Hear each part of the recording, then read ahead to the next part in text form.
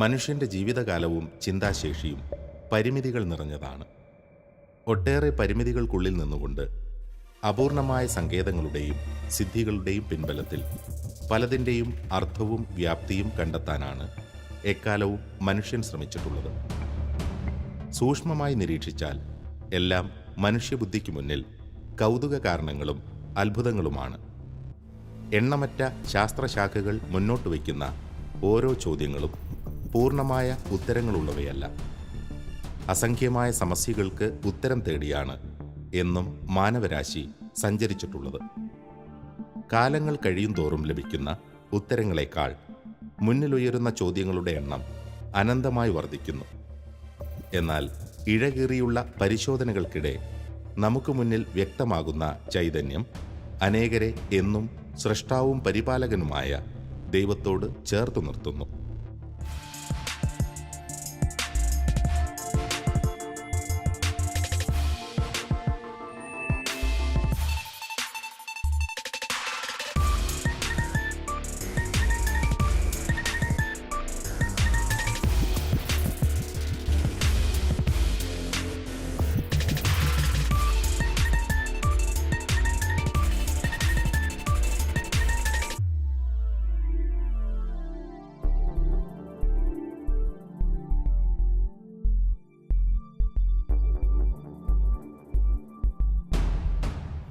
പരമ്പരാഗതമായ ദൈവവിശ്വാസത്തെയും ആത്മീയ ബോധ്യങ്ങളെയും ചോദ്യം ചെയ്തിട്ടുള്ള ശാസ്ത്ര സിദ്ധാന്തങ്ങളിൽ മുഖ്യസ്ഥാനമാണ് ഡാർവിൻ്റെ പരിണാമ സിദ്ധാന്തത്തിനുള്ളത്.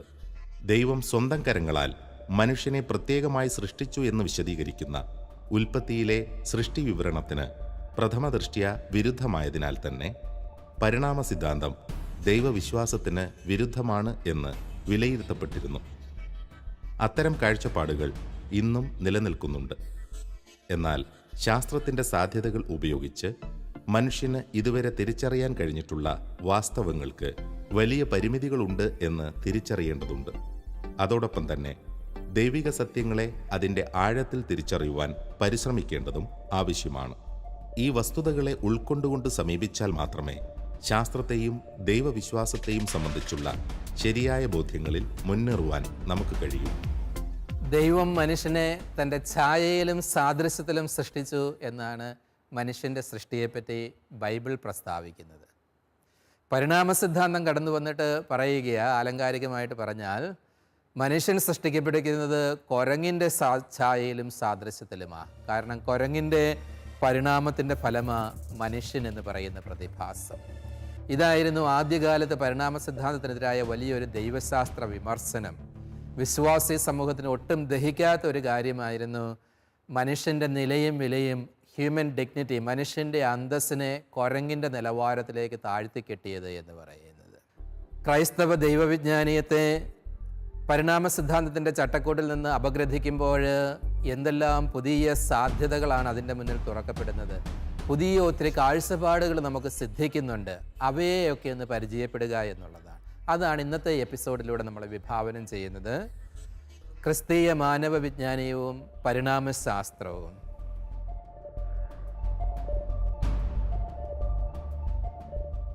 ക്രൈസ്തവ വിശ്വാസത്തിന് അടിസ്ഥാനമായി മാറിയ ചില വിശ്വാസ സത്യങ്ങളെ പരിണാമ സിദ്ധാന്തം ചോദ്യം ചെയ്യുന്നതായും ചില ആത്മീയ ബോധ്യങ്ങൾക്ക് വെല്ലുവിളികൾ സൃഷ്ടിക്കുന്നതായും വിലയിരുത്തപ്പെട്ടതാണ് അക്കാലം മുതൽ ഇന്നോളവും പരിണാമ സിദ്ധാന്തത്തിനെതിരെയുള്ള വാദഗതികൾ ഉയരുവാൻ മുഖ്യ കാരണമായത്. മനുഷ്യനിൽ കുടികൊള്ളുന്ന ആത്മാവ് സൃഷ്ടി വിവരണത്തിൽ സൂചിപ്പിക്കുന്ന ദൈവത്തിൻ്റെ ഛായയും സാദൃശ്യവും എന്നിങ്ങനെയുള്ള ചില ആശയങ്ങൾ ക്രൈസ്തവ വിശ്വാസത്തിൻ്റെ അടിസ്ഥാനം തന്നെയാണ്. പരിണാമം സത്യമെങ്കിൽ ആത്മാവ് എങ്ങനെ രൂപപ്പെട്ടു എന്ന ചോദ്യം ഏറെ സങ്കീർണമാണ്. ഇന്നോളം സൃഷ്ടിക്കപ്പെട്ടിട്ടുള്ള കോടിക്കണക്കിന് ജീവരൂപങ്ങൾക്കിടയിൽ മനുഷ്യന് മാത്രം സ്വന്തമായ സവിശേഷതകളുടെ അടിസ്ഥാനം എന്താണ് എന്ന ചോദ്യത്തിന് ഉത്തരം പറയുക എളുപ്പമല്ല. പൂർണ്ണമായി വിശദീകരിക്കപ്പെട്ടിട്ടില്ലെങ്കിലും നിരവധി ദൈവശാസ്ത്രജ്ഞരും ശാസ്ത്രചിന്തകരും ഈ ചോദ്യത്തെ ആരോഗ്യകരമായി അഭിമുഖീകരിക്കുകയും വ്യത്യസ്തങ്ങളായ ചില ആശയങ്ങൾ അവതരിപ്പിക്കുകയും ചെയ്തിട്ടുണ്ട്. ഔദ്യോഗികമായി കത്തോലിക്ക ദൈവശാസ്ത്രം പരിണാമ സിദ്ധാന്തത്തെ അംഗീകരിക്കുന്നുവെങ്കിലും ശാസ്ത്രരംഗത്ത് എന്നതുപോലെ തന്നെ ദൈവശാസ്ത്ര രംഗത്തും കൂടുതൽ വ്യക്തതകൾക്കും ഉൾക്കാഴ്ചകൾക്കും തിരിച്ചറിവുകൾക്കും വേണ്ടിയുള്ള അന്വേഷണങ്ങൾ ഇന്നും പുരോഗമിക്കുകയാണ്.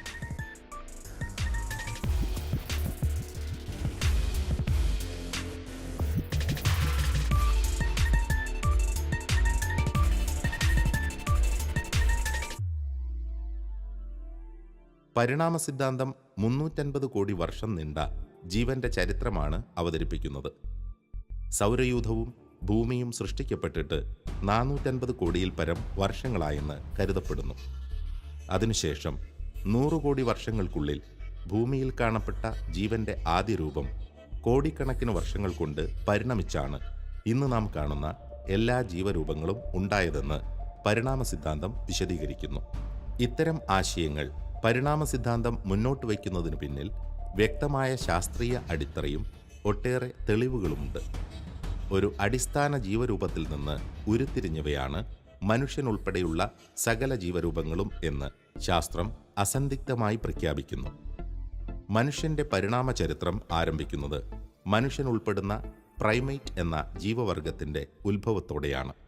മനുഷ്യൻ എന്ന് പറയുന്നത് ക്ലാസ് മമ്മേലിയയിൽ, നട്ടലുള്ള ജീവികളിൽ മമ്മേലിയ അല്ലെങ്കിൽ സസ്തനികൾ എന്ന് പറയുന്ന ഒരു ക്ലാസ്സിൽ, പ്രൈമേറ്റ് എന്നൊരു ഓർഡറിൽ, ഹോമിനിഡ് എന്ന് പറയുന്ന ജീനസിലാണ് ശാസ്ത്രത്തിൽ മനുഷ്യൻ്റെ സ്ഥാനം.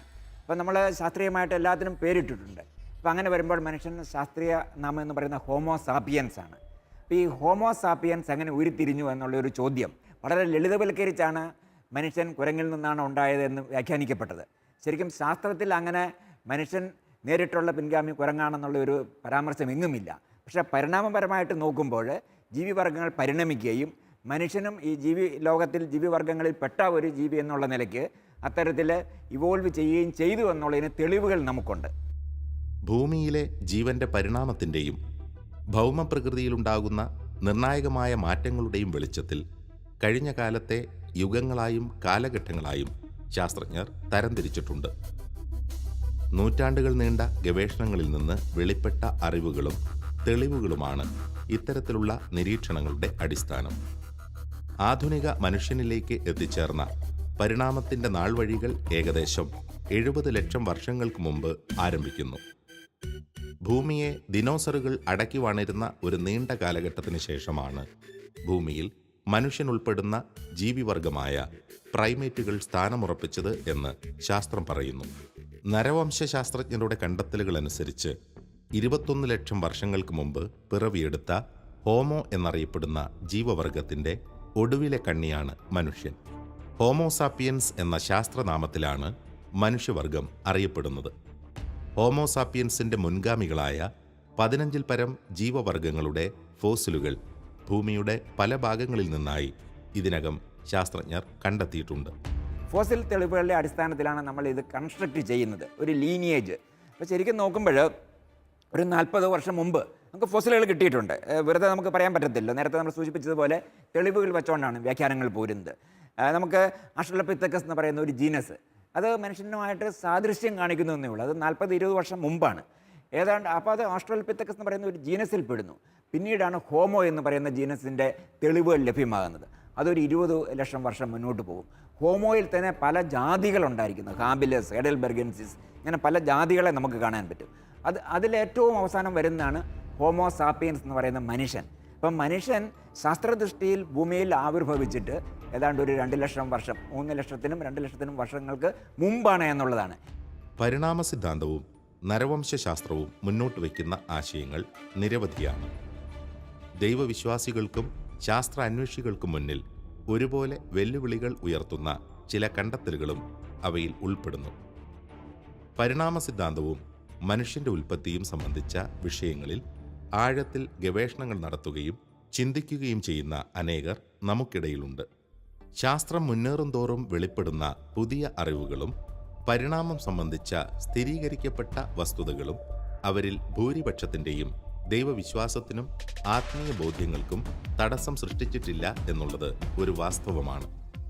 ഇവിടെയൊന്നും ഒരു ദൈവനിഷേധത്തിൻ്റെയോ ഒന്നും ഒരു പ്രശ്നങ്ങൾ വരുന്നില്ല. എന്ന് വെച്ചാൽ ഇതൊരു പ്രക്രിയ. പ്രപഞ്ചം എന്ന് പറയുന്നത് നിലനിൽക്കുന്നത് തന്നെ മാറ്റങ്ങൾക്ക് വിധേയമാണ് എന്നുള്ള ഒരു സത്യം അവിടെ നിൽക്കെ തന്നെ പ്രകൃതിയിലെ ജീവികളും മാറ്റങ്ങൾക്ക്, മനുഷ്യനും ഇപ്പോൾ 100 വർഷം മുമ്പുണ്ടായിരുന്ന ഒരു അവസ്ഥയിലല്ല. നമ്മളേറെ കൾച്ചറലായിട്ടും ബയോളജിക്കലായിട്ടും മാറ്റങ്ങൾ സംഭവിക്കുന്നുണ്ട്. പക്ഷേ കാലമെടുത്താണ്. ഡാർവിൻ തന്നെ പറയുന്നുണ്ട് അത് നമുക്ക് മൊത്തത്തിൽ സ്വീകാര്യമല്ലെങ്കിൽ പോലും evolution is unimaginably and incredibly slow process. അങ്ങനെയൊന്നും അല്ല സംഭവിക്കുന്നത് ഇപ്പോൾ നമുക്കറിയാം. പക്ഷേ ഈ ഒരു കാലഘട്ടത്തെ നമ്മൾ ഉൾക്കൊണ്ടുകൊണ്ട് വേണം മനുഷ്യപരിണാമത്തെ വിശദീകരിക്കാനും മനുഷ്യപരിണാമത്തെ മനസ്സിലാക്കാനും എന്നാണ് എനിക്ക് തോന്നുന്നത്.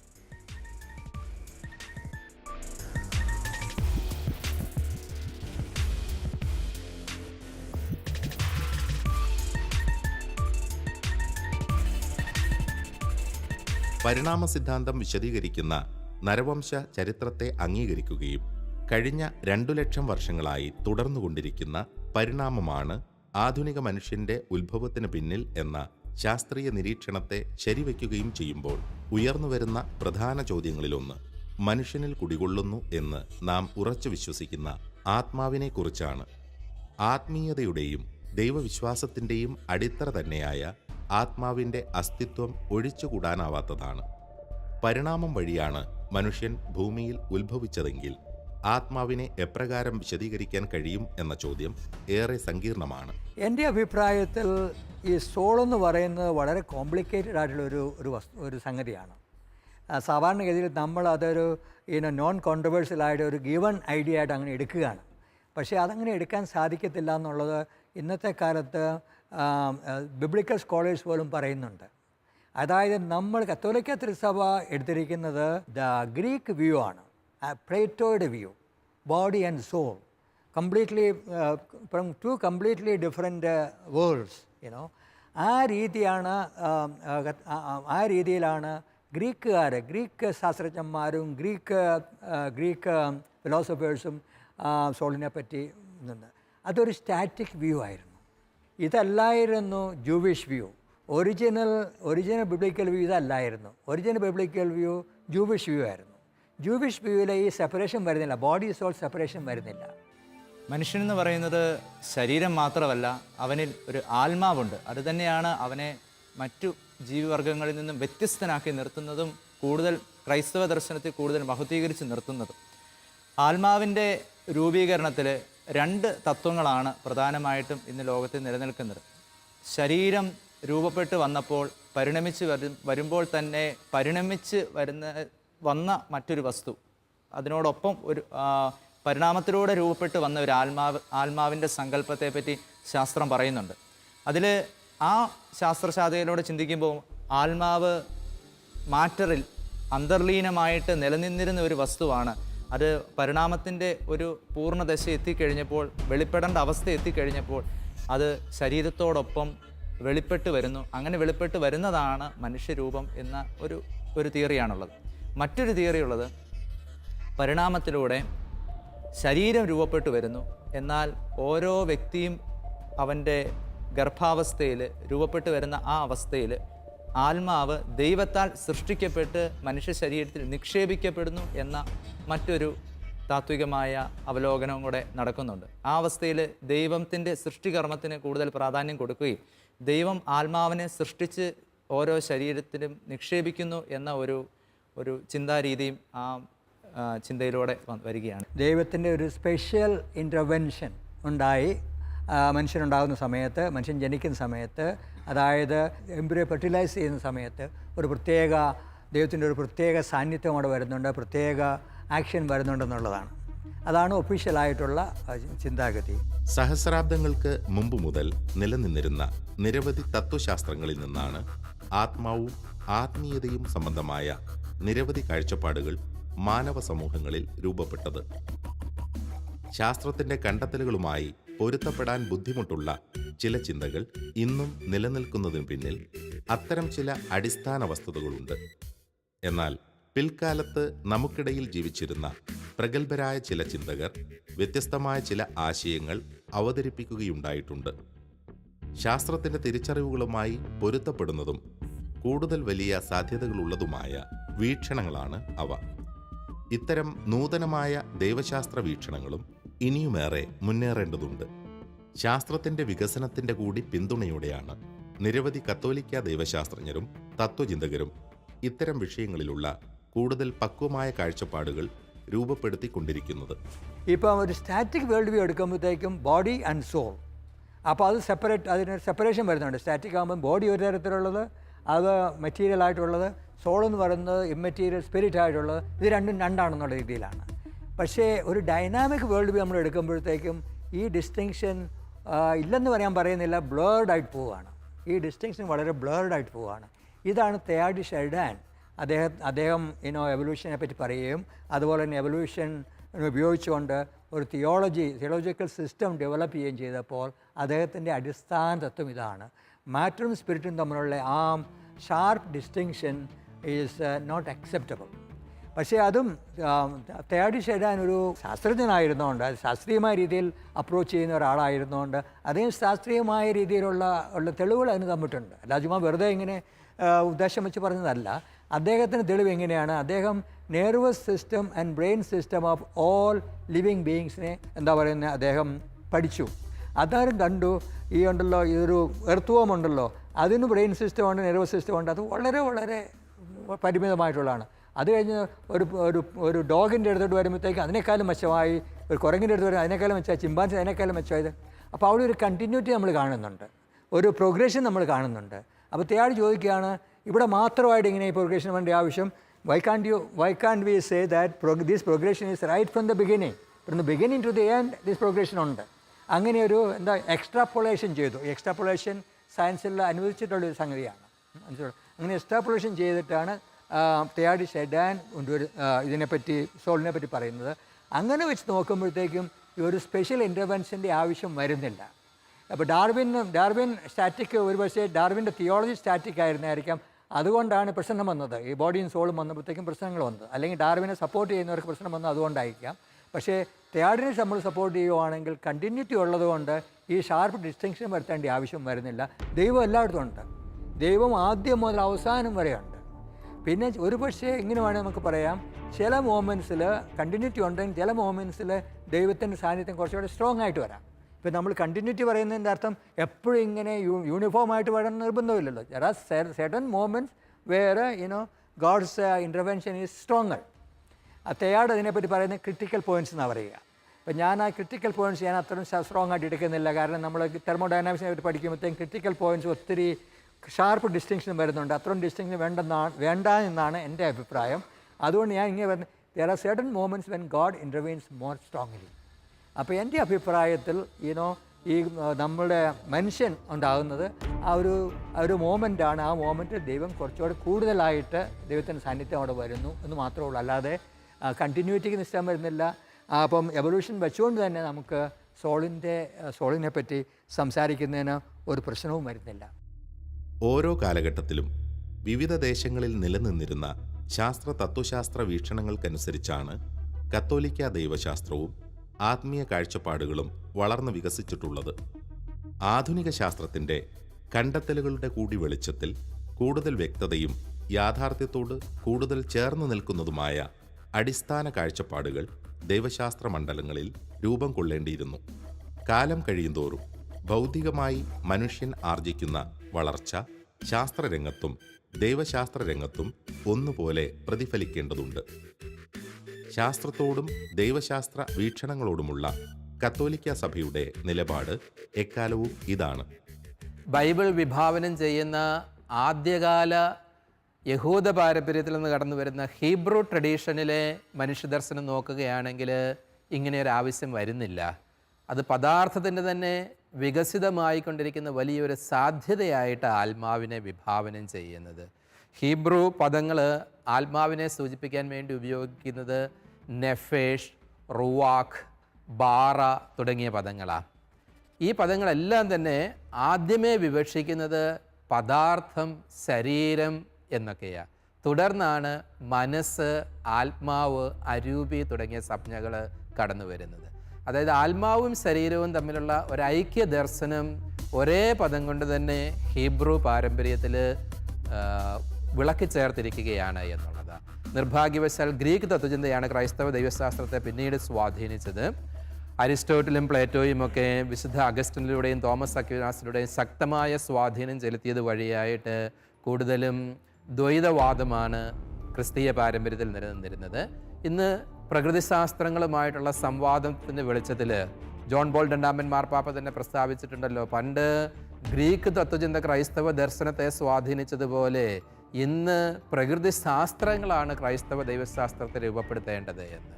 അത്തരണത്തിലുള്ള വളരെ ക്രിയാത്മകമായ സംവാദങ്ങൾ ഇന്ന് ധാരാളം നടക്കുന്നത് കൊണ്ട് ക്രൈസ്തവ മനുഷ്യ ദർശനത്തിലെ നഷ്ടപ്പെട്ടു പോയ ഒത്തിരി കണ്ണികളെ വീണ്ടെടുക്കുവാനും നമ്മുടെ മനുഷ്യ ദർശനത്തെ തന്നെ ഒത്തിരി വിശാല സീമകളിലേക്ക് തുറന്നു വിടുവാനും സാകല്യമായ ഹോളിസ്റ്റിക് ആയിട്ടുള്ള ഒരു മനുഷ്യ ദർശനത്തെ തന്നെ രൂപപ്പെടുത്തുവാനും വേണ്ട ഒത്തിരി വിഭവങ്ങളും സങ്കേതങ്ങളും പരിണാമ സിദ്ധാന്തത്തിൽ ഒളിഞ്ഞു കിടക്കുന്നത് നമുക്ക് തിരിച്ചറിയുവാൻ സാധിക്കുന്നതേ ഉള്ളൂ.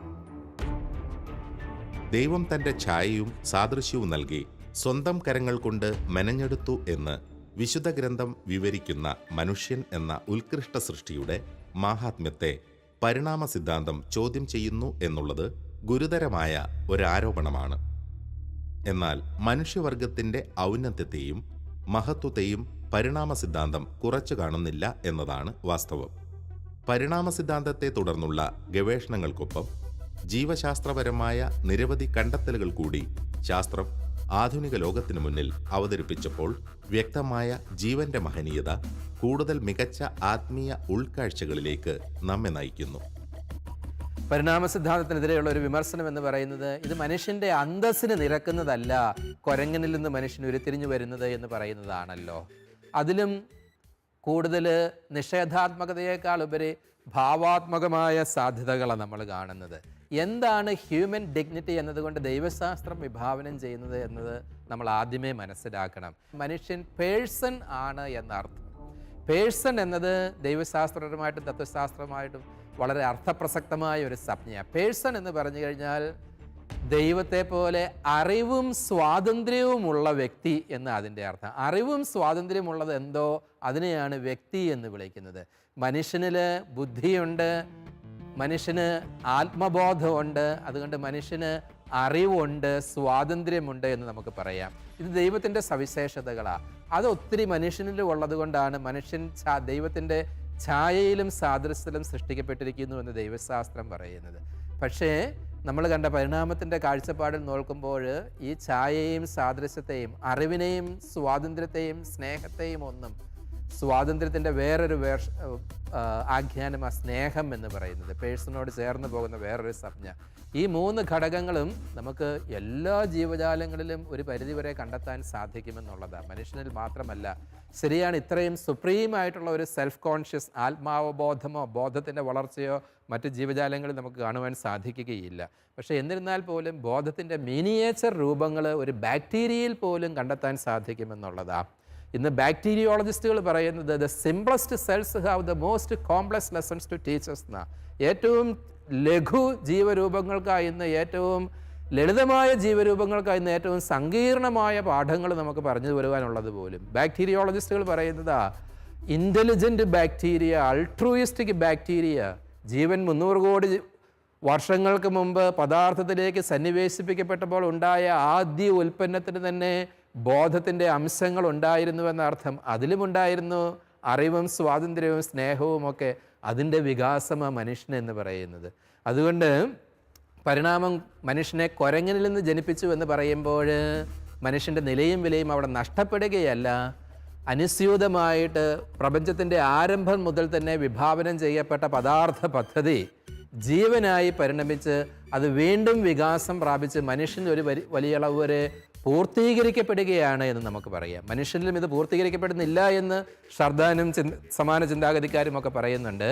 അതുകൊണ്ട് മനുഷ്യൻ്റെ വിലയെയും നിലയെയും നഷ്ടപ്പെടുത്തുന്നതിനേക്കാൾ ഉപരി ഹ്യൂമൻ ഡിഗ്നിറ്റിയെ പരിപോഷിപ്പിക്കുന്നതേ ഉള്ളൂ പരിണാമത്തിൽ അന്തർലീനമായിരിക്കുന്ന മാനവ വിജ്ഞാനീയം എന്ന് നമ്മൾ മനസ്സിലാക്കുക.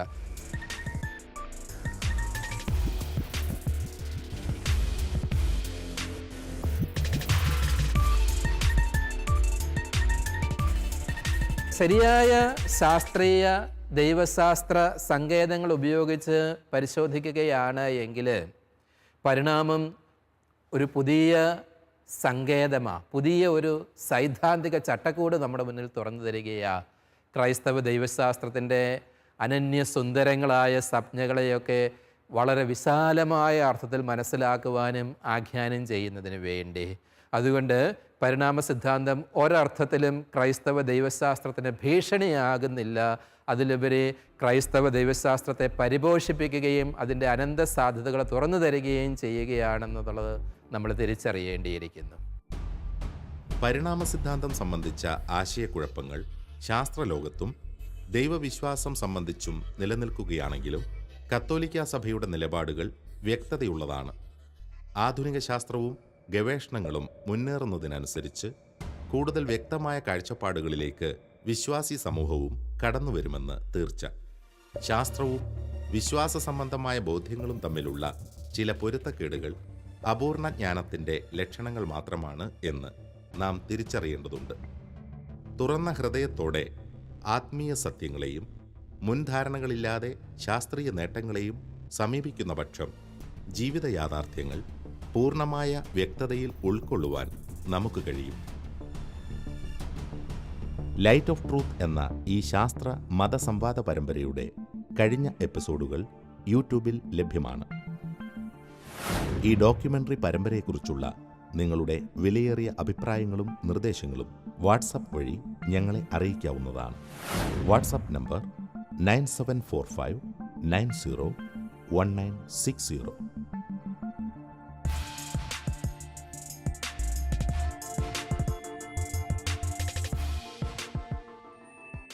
ജീവൻ ഇന്ന് നമ്മൾ കാണപ്പെടുന്ന നിലയിലേക്ക് ആവിർഭവിച്ചത് സങ്കീർണമായിട്ടുള്ള ഒരു പ്രക്രിയയിലൂടെയാണ്. അതിന് പ്രത്യേകമായിട്ടുള്ള ഒരു നിയന്താവോ ലക്ഷ്യമോ ഒന്നുമില്ല എന്നുള്ള ഒരു ചിന്ത പ്രത്യേകിച്ചും ഡാർവിൻ്റെ പരിണാമ സിദ്ധാന്തത്തിൽ നമ്മൾ പഠിക്കുന്നുണ്ട്. ഒരു ബയോകെമിക്കൽ സിന്തസിസിലൂടെയാണ് ജീവൻ ഉണ്ടായത്. നമുക്ക് ജീവനെ പൂർണ്ണമായിട്ട് ഇപ്പോഴും മനസ്സിലാക്കാൻ പറ്റിയിട്ടില്ല എന്നുള്ളത് ശാസ്ത്രത്തിൻ്റെ ഒരു പരിമിതിയായിട്ട് തന്നെ കാണണം. എന്നാൽ ശരിയായിട്ട് എന്താണ് ക്രിയേഷനിസം, എന്താണ് പരിണാമ സിദ്ധാന്തം എന്ന് നമ്മൾ മനസ്സിലാക്കി കഴിഞ്ഞാൽ നമുക്കിത് വളരെ യുക്തിപരമായിട്ട് ഈ ആരോപണത്തെ നിരാകരിക്കാൻ തന്നെ സാധിക്കും. നമ്മൾ പറയുന്നു ജീവനില്ല, നോൺ ലിവിങ്ങിൽ നിന്ന് ലിവിങ്ങിലോട്ട് വന്നു, അന്നേരം ആണ് ലൈഫ് ഉണ്ടായെന്ന് പറയുന്നു. അതുപോലെ ലിവിങ്ങിൽ നിന്ന് തിങ്കിങ്ങിലോട്ട് വന്നു, അന്നേരമാണ് ഹ്യൂമൻ ബീയിങ്സ് ഉണ്ടായെന്ന് പറയുന്നു. മത്സ്യക്കൂർമ്മ വരാഹ നരസിംഹ ച വാമന രാമോ രാമ രാമച്ച കൃഷ്ണ കൽക്കി ജനാർദ്ദന എന്നാണ് പറയുന്നത്. അപ്പോൾ മത്സ്യം എന്ന് പറയുന്നത് ജലത്തിൽ ജീവിക്കുന്ന, അടുത്തത് കൂർമ്മം ആമയാണ്, അത് ആംഫിബിയനാണ്. പിന്നെ വരാഹം ഭൂമിയിൽ ജീവിക്കുന്നത്, പിന്നെ നരസിംഹം അത് പകുതി മനുഷ്യനും പകുതി ജന്തുവും. അത് കഴിയുമ്പോൾ പിഗ്മി വാമനൻ,